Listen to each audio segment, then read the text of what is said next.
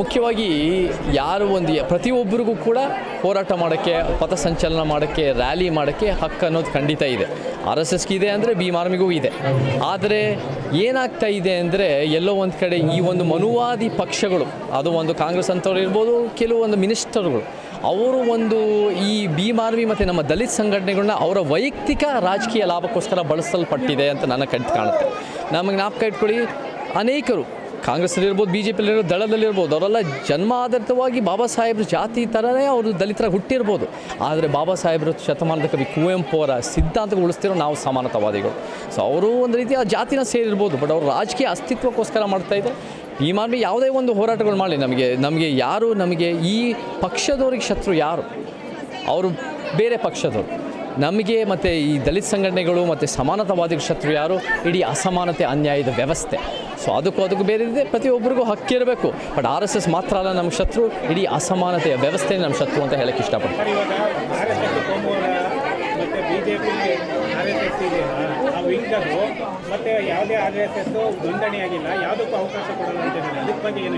ನೋಡಿ, ನಮಗೆ ಇದೇನು ಕಾಣ್ತಾ ಇದೆ ಅಂದರೆ ಒಂದು ಸೆಲೆಕ್ಟಿವ್ ಟಾರ್ಗೆಟಿಂಗ್ ಅನ್ನೋದು ನನಗೆ ಎದ್ದು ಕಾಣ್ತಾ ಇದೆ. ನೀವು ರಿಜಿಸ್ಟರ್ ಆಗದೇ ಇರೋ ಸಂಸ್ಥೆ ಅಂದರೆ ಎಲ್ಲ ರಿಜಿಸ್ಟರ್ ಆಗದೇ ಇರೋ ಸಂಸ್ಥೆಗಳನ್ನ ಒಂದು ರೀತಿ ಅದಕ್ಕೆ ಕೊಡಬೇಕಾಗಿರೋ ನಿಯಂತ್ರಣ ಮಾಡಬೇಕಂದ್ರೆ ಮಾಡಿ. ನೀವು ಸೆಲೆಕ್ಟಿವ್ ಆಗಿ ನಿಮ್ಮ ಒಂದು ರೀತಿ ಸೈದ್ಧಾಂತಿಕ ವಿರೋಧ ಮಾಡೋರನ್ನ ಮಾತ್ರ ಗುರಿ ಇಟ್ಟು ಮಾಡ್ತೀರಾ, ಅವರನ್ನು ಮಾತ್ರ ನಿಷೇಧಿಸ್ತೀರಾ ಅಂದರೆ ನಿಮಗೆಲ್ಲ ಒಂದು ಕಡೆ ನಿಮ್ಮ ವಿಚಾರದ ಮೇಲೆ ನಿಮ್ಮ ಬದ್ಧತೆ ಇಲ್ಲ ಅನಿಸುತ್ತೆ. ನಮ್ಮ ಪ್ರಕಾರ ನಾವೆಲ್ಲ ಕುವೆಂಪು ಅನುಯಾಯಿಗಳು, ಬಾಬಾ ಸಾಹೇಬ್ರ ಅನುಯಾಯಿಗಳು, ನಾವೆಲ್ಲ ತಂದೆ ಪೆರಿಯಾರ್ ಅನುಯಾಯಿಗಳು. ನಮ್ಮ ಪ್ರಕಾರ ಇವತ್ತಿನ ದಿನ ಕರ್ನಾಟಕದಲ್ಲಿ ಯಾವ ಪಕ್ಷನೂ ಆಗಿರ್ಬೋದು, ಮತ್ತು 2900 ಪಕ್ಷ ರಿಜಿಸ್ಟರ್ ಆಗಿರೋದು ಯಾರೂ ಕೂಡ ಸಂವಿಧಾನ ಎತ್ತಿಡಿತಾ ಇಲ್ಲ. ಯಾರಾದರೂ ನಿಜವಾದ ಸಂವಿಧಾನ ಎತ್ತಿಡಿತಾ ಇದ್ದಾರೆ ಅಂದರೆ ನಮ್ಮಂಥ ಸಮಾನತಾವಾದಿಗಳು ಮಾತ್ರ. ಸೊ ಆ ಸಮಾಜ ನಿರ್ಮಾಣ ಮಾಡೋದು ನಮ್ಮ ಉದ್ದೇಶ. ಸೊ ನೀವೆಲ್ಲ ರಾಜಕೀಯ ಲಾಭಕ್ಕೋಸ್ಕರ ಮಾಡ್ತಾ ಇದ್ದೀರಾ. ರಾಜಕೀಯ ಲಾಭಕ್ಕೋಸ್ಕರ ಒಂದು ಸಂಸ್ಥೆನ ನಿಷೇಧ ಮಾಡಬೇಕು ಸಾರ್ವಜನಿಕ ಸ್ಥಳದಲ್ಲಿ, ಅದನ್ನು ನಾವು ಒಪ್ಪಕ್ಕಾಗಲ್ಲ. ವಿಚಾರದಲ್ಲಿ ಸೋಲಿಸಿ, ಸೈದ್ಧಾಂತಿಕವಾಗಿ ಸೋಲಿಸಿ, ನೀವು ಒಂದು ರೀತಿ ಚುನಾವಣೆಗಳ ಮುಖಾಂತರ ಸೋಲಿಸಿ ಅಂತ ಹೇಳಕ್ಕೆ ಇಷ್ಟಪಡ್ತೀನಿ ಹೊರತು ನಿಷೇಧ ಸಂಸ್ಕೃತಿ ನಾವು ಒಪ್ಪಕ್ಕಾಗಲ್ಲ. ಅದು ಬುಕ್ ಬ್ಯಾನ್ ಆಗಿರ್ಬೋದು, ಅದನ್ನು ಒಂದು ರೀತಿ ಮೂವಿ ಬ್ಯಾನ್ ಆಗಿರ್ಬೋದು, ಕೆಲವು ಒಂದು ರೀತಿ ಪ್ರತಿಸ್ಪರ್ಧೆಗಳ ಸಂಸ್ಥೆಗಳ ಸಾರ್ವಜನಿಕ ಸ್ಥಳದಲ್ಲಿ ಬ್ಯಾನ್ ಆಗಿರ್ಬೋದು. ಇದು ಒಂದು ಆರ್ಟಿಕಲ್ 19 ಅಭಿವ್ಯಕ್ತಿ ಸ್ವಾತಂತ್ರ್ಯನ ಉಲ್ಲಂಘನೆ ಅಂತ ಹೇಳಕ್ಕೆ ಇಷ್ಟಪಡ್ತೀನಿ. ಮುಖ್ಯವಾಗಿ ಪ್ರತಿಯೊಬ್ಬರಿಗೂ ಕೂಡ ಹೋರಾಟ ಮಾಡೋಕ್ಕೆ, ಪಥಸಂಚಲನ ಮಾಡೋಕ್ಕೆ, ರ್ಯಾಲಿ ಮಾಡೋಕ್ಕೆ ಹಕ್ಕು ಅನ್ನೋದು ಖಂಡಿತ ಇದೆ. RSSಗೆ ಇದೆ ಅಂದರೆ ಭೀಮ್ ಆರ್ಮಿಗೂ ಇದೆ. ಆದರೆ ಏನಾಗ್ತಾ ಇದೆ ಅಂದರೆ ಎಲ್ಲೋ ಒಂದು ಕಡೆ ಈ ಒಂದು ಮನುವಾದಿ ಪಕ್ಷಗಳು, ಅದು ಒಂದು ಕಾಂಗ್ರೆಸ್ ಅಂತವ್ರು ಇರ್ಬೋದು, ಕೆಲವೊಂದು ಮಿನಿಸ್ಟರ್ಗಳು, ಅವರು ಈ ಭೀಮ್ ಆರ್ಮಿ ಮತ್ತು ನಮ್ಮ ದಲಿತ ಸಂಘಟನೆಗಳನ್ನ ಅವರ ವೈಯಕ್ತಿಕ ರಾಜಕೀಯ ಲಾಭಕ್ಕೋಸ್ಕರ ಬಳಸಲ್ಪಟ್ಟಿದೆ ಅಂತ ನನ್ನ ಕಣ್ಣು ಕಾಣುತ್ತೆ. ನಮಗೆ ಜ್ಞಾಪಕ ಇಟ್ಕೊಳ್ಳಿ, ಅನೇಕರು ಕಾಂಗ್ರೆಸ್ಸಲ್ಲಿರ್ಬೋದು, BJPಯಲ್ಲಿರ್ಬೋದು, ದಳದಲ್ಲಿರ್ಬೋದು, ಅವರೆಲ್ಲ ಜನ್ಮ ಆಧಾರಿತವಾಗಿ ಬಾಬಾ ಸಾಹೇಬ್ರ ಜಾತಿ ಥರನೇ ಅವರು ದಲಿತರಾಗಿ ಹುಟ್ಟಿರ್ಬೋದು. ಆದರೆ ಬಾಬಾ ಸಾಹೇಬ್ರ ಶತಮಾನದ ಕವಿ ಕುವೆಂಪು ಅವರ ಸಿದ್ಧಾಂತಗಳು ಉಳಿಸ್ತಿರೋ ನಾವು ಸಮಾನತಾವಾದಿಗಳು. ಸೊ ಅವರು ಒಂದು ರೀತಿ ಆ ಜಾತಿನ ಸೇರಿರ್ಬೋದು, ಬಟ್ ಅವರು ರಾಜಕೀಯ ಅಸ್ತಿತ್ವಕ್ಕೋಸ್ಕರ ಮಾಡ್ತಾಯಿದ್ದಾರೆ. ಭೀಮ್ ಆರ್ಮಿ ಯಾವುದೇ ಒಂದು ಹೋರಾಟಗಳು ಮಾಡಲಿ, ನಮಗೆ ಈ ಪಕ್ಷದವ್ರಿಗೆ ಶತ್ರು ಯಾರು? ಅವರು ಬೇರೆ ಪಕ್ಷದವರು. ನಮಗೆ ಮತ್ತು ಈ ದಲಿತ ಸಂಘಟನೆಗಳು ಮತ್ತು ಸಮಾನತಾವಾದಿಗಳ ಶತ್ರು ಯಾರು? ಇಡೀ ಅಸಮಾನತೆ, ಅನ್ಯಾಯದ ವ್ಯವಸ್ಥೆ. ಸೊ ಅದಕ್ಕೂ ಬೇರೆ ಇದೆ. ಪ್ರತಿಯೊಬ್ಬರಿಗೂ ಹಕ್ಕಿರಬೇಕು. ಬಟ್ RSS ಮಾತ್ರ ಅಲ್ಲ ನಮ್ಮ ಶತ್ರು, ಇಡೀ ಅಸಮಾನತೆಯ ವ್ಯವಸ್ಥೆ ನಮ್ಮ ಶತ್ರು ಅಂತ ಹೇಳಕ್ಕೆ ಇಷ್ಟಪಡ್ತೀನಿ.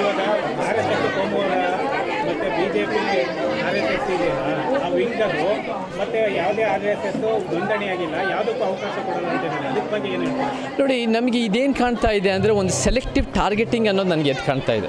ನೀವು ರಿಜಿಸ್ಟರ್ ಆಗದೇ ಇರೋ ಸಂಸ್ಥೆ ಅಂದರೆ ಎಲ್ಲ ರಿಜಿಸ್ಟರ್ ಆಗದೇ ಇರೋ ಸಂಸ್ಥೆಗಳನ್ನ ಒಂದು ರೀತಿ ಅದಕ್ಕೆ ಕೊಡಬೇಕಾಗಿರೋ ನಿಯಂತ್ರಣ ಮಾಡಬೇಕಂದ್ರೆ ಮಾಡಿ. ನೀವು ಸೆಲೆಕ್ಟಿವ್ ಆಗಿ ನಿಮ್ಮ ಒಂದು ರೀತಿ ಸೈದ್ಧಾಂತಿಕ ವಿರೋಧ ಮಾಡೋರನ್ನ ಮಾತ್ರ ಗುರಿ ಇಟ್ಟು ಮಾಡ್ತೀರಾ, ಅವರನ್ನು ಮಾತ್ರ ನಿಷೇಧಿಸ್ತೀರಾ ಅಂದರೆ ನಿಮಗೆಲ್ಲ ಒಂದು ಕಡೆ ನಿಮ್ಮ ವಿಚಾರದ ಮೇಲೆ ನಿಮ್ಮ ಬದ್ಧತೆ ಇಲ್ಲ ಅನಿಸುತ್ತೆ.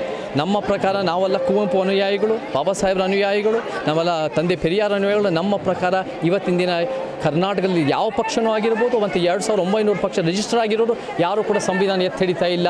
ಯಾರಾದರೂ ನಿಜವಾದ ಸಂವಿಧಾನ ಎತ್ತಿಡಿತಾ ಇದ್ದಾರೆ ಅಂದರೆ ನಮ್ಮಂಥ ಸಮಾನತಾವಾದಿಗಳು ಮಾತ್ರ.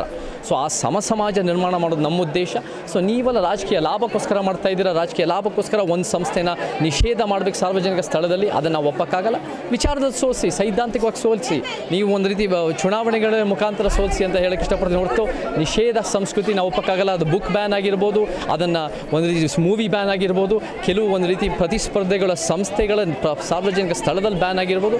ಇದು ಒಂದು ಆರ್ಟಿಕಲ್ 19 ಅಭಿವ್ಯಕ್ತಿ ಸ್ವಾತಂತ್ರ್ಯನ ಉಲ್ಲಂಘನೆ ಅಂತ ಹೇಳಕ್ಕೆ ಇಷ್ಟಪಡ್ತೀನಿ. ಮುಖ್ಯವಾಗಿ ಪ್ರತಿಯೊಬ್ಬರಿಗೂ ಕೂಡ ಹೋರಾಟ ಮಾಡೋಕ್ಕೆ, ಪಥಸಂಚಲನ ಮಾಡೋಕ್ಕೆ, ರ್ಯಾಲಿ ಮಾಡೋಕ್ಕೆ ಹಕ್ಕು ಅನ್ನೋದು ಖಂಡಿತ ಇದೆ. RSSಗೆ ಇದೆ ಅಂದರೆ ಭೀಮ್ ಆರ್ಮಿಗೂ ಇದೆ. ಆದರೆ ಏನಾಗ್ತಾ ಇದೆ ಅಂದರೆ ಎಲ್ಲೋ ಒಂದು ಕಡೆ ಈ ಒಂದು ಮನುವಾದಿ ಪಕ್ಷಗಳು, ಅದು ಒಂದು ಕಾಂಗ್ರೆಸ್ ಅಂತವ್ರು ಇರ್ಬೋದು, ಕೆಲವೊಂದು ಮಿನಿಸ್ಟರ್ಗಳು, ಅವರು ಒಂದು ಈ ಭೀಮ್ ಆರ್ಮಿ ಮತ್ತು ನಮ್ಮ ದಲಿತ ಸಂಘಟನೆಗಳನ್ನ ಅವರ ವೈಯಕ್ತಿಕ ರಾಜಕೀಯ ಲಾಭಕ್ಕೋಸ್ಕರ ಬಳಸಲ್ಪಟ್ಟಿದೆ ಅಂತ ನನ್ನ ಕಣ್ಣು ಕಾಣುತ್ತೆ. ನಮಗೆ ಜ್ಞಾಪಕ ಇಟ್ಕೊಳ್ಳಿ, ಅನೇಕರು ಕಾಂಗ್ರೆಸ್ಸಲ್ಲಿರ್ಬೋದು, ಬಿ ಜೆ ಪಿಯಲ್ಲಿರ್ಬೋದು, ದಳದಲ್ಲಿರ್ಬೋದು, ಅವರೆಲ್ಲ ಜನ್ಮ ಆಧಾರಿತವಾಗಿ ಬಾಬಾ ಸಾಹೇಬ್ರ ಜಾತಿ ಥರನೇ ಅವರು ದಲಿತರಾಗಿ ಹುಟ್ಟಿರ್ಬೋದು. ಆದರೆ ಬಾಬಾ ಸಾಹೇಬ್ರ ಶತಮಾನದ ಕವಿ ಕುವೆಂಪು ಅವರ ಸಿದ್ಧಾಂತಗಳು ಉಳಿಸ್ತಿರೋ ನಾವು ಸಮಾನತಾವಾದಿಗಳು. ಸೊ ಅವರು ಒಂದು ರೀತಿ ಆ ಜಾತಿನ ಸೇರಿರ್ಬೋದು, ಬಟ್ ಅವರು ರಾಜಕೀಯ ಅಸ್ತಿತ್ವಕ್ಕೋಸ್ಕರ ಮಾಡ್ತಾಯಿದ್ದಾರೆ. ಈ ಮಾರ್ಮಿ ಯಾವುದೇ ಒಂದು ಹೋರಾಟಗಳು ಮಾಡಲಿ, ನಮಗೆ ಈ ಪಕ್ಷದವ್ರಿಗೆ ಶತ್ರು ಯಾರು? ಅವರು ಬೇರೆ ಪಕ್ಷದವರು. ನಮಗೆ ಮತ್ತು ಈ ದಲಿತ ಸಂಘಟನೆಗಳು ಮತ್ತು ಸಮಾನತಾವಾದಿಗಳ ಶತ್ರು ಯಾರು? ಇಡೀ ಅಸಮಾನತೆ, ಅನ್ಯಾಯದ ವ್ಯವಸ್ಥೆ. ಸೊ ಅದಕ್ಕೂ ಬೇರೆ ಇದೆ, ಪ್ರತಿಯೊಬ್ಬರಿಗೂ ಹಕ್ಕಿರಬೇಕು. ಬಟ್ RSS ಮಾತ್ರ ಅಲ್ಲ ನಮ್ಮ ಶತ್ರು, ಇಡೀ ಅಸಮಾನತೆಯ ವ್ಯವಸ್ಥೆ ನಮ್ಮ ಶತ್ರು ಅಂತ ಹೇಳಕ್ಕೆ ಇಷ್ಟಪಡ್ತೀನಿ.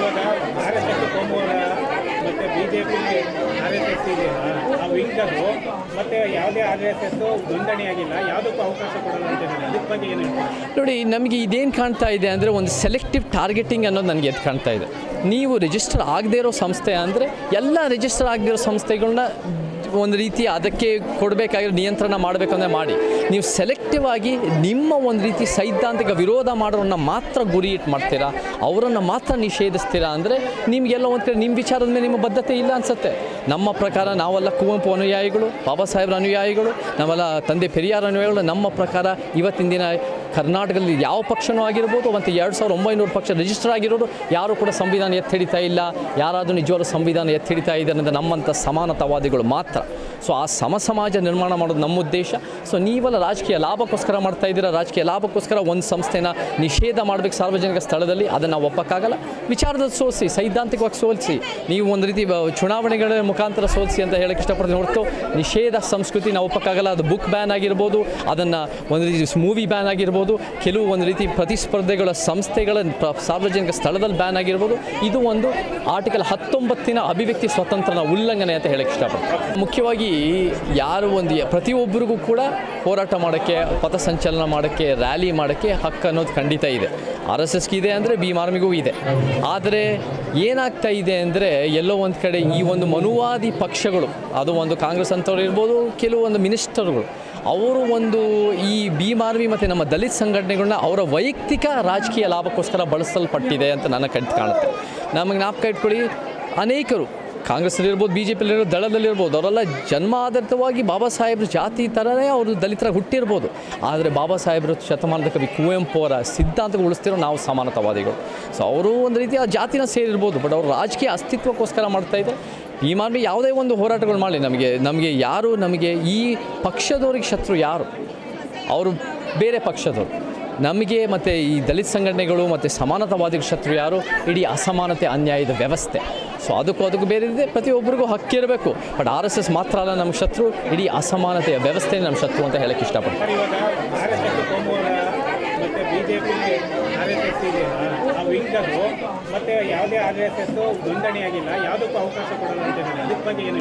ನೋಡಿ, ನಮಗೆ ಇದೇನು ಕಾಣ್ತಾ ಇದೆ ಅಂದರೆ ಒಂದು ಸೆಲೆಕ್ಟಿವ್ ಟಾರ್ಗೆಟಿಂಗ್ ಅನ್ನೋದು ನನಗೆ ಎದ್ದು ಕಾಣ್ತಾ ಇದೆ.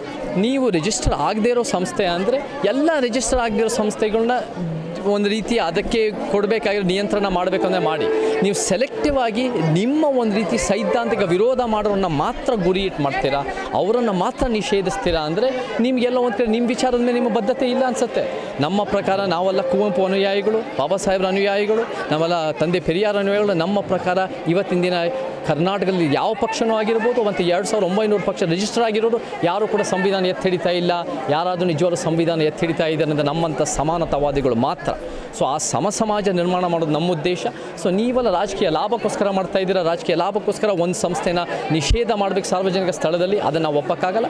ವಿಚಾರದಲ್ಲಿ ಸೋಲಿಸಿ, ಸೈದ್ಧಾಂತಿಕವಾಗಿ ಸೋಲಿಸಿ, ನೀವು ಒಂದು ರೀತಿ ಚುನಾವಣೆಗಳ ಮುಖಾಂತರ ಸೋಲಿಸಿ ಅಂತ ಹೇಳಕ್ಕೆ ಇಷ್ಟಪಡ್ತೀನಿ ಹೊರತು ನಿಷೇಧ ಸಂಸ್ಕೃತಿ ನಾವು ಒಪ್ಪಕ್ಕಾಗಲ್ಲ. ಅದು ಬುಕ್ ಬ್ಯಾನ್ ಆಗಿರ್ಬೋದು, ಅದನ್ನು ಒಂದು ರೀತಿ ಮೂವಿ ಬ್ಯಾನ್ ಆಗಿರ್ಬೋದು, ಕೆಲವು ಒಂದು ರೀತಿ ಪ್ರತಿಸ್ಪರ್ಧೆಗಳ ಸಂಸ್ಥೆಗಳ ಸಾರ್ವಜನಿಕ ಸ್ಥಳದಲ್ಲಿ ಬ್ಯಾನ್ ಆಗಿರ್ಬೋದು. ಇದು ಒಂದು ಆರ್ಟಿಕಲ್ 19ನ ಅಭಿವ್ಯಕ್ತಿ ಸ್ವಾತಂತ್ರ್ಯನ ಉಲ್ಲಂಘನೆ ಅಂತ ಹೇಳಕ್ಕೆ ಇಷ್ಟಪಡ್ತೀನಿ.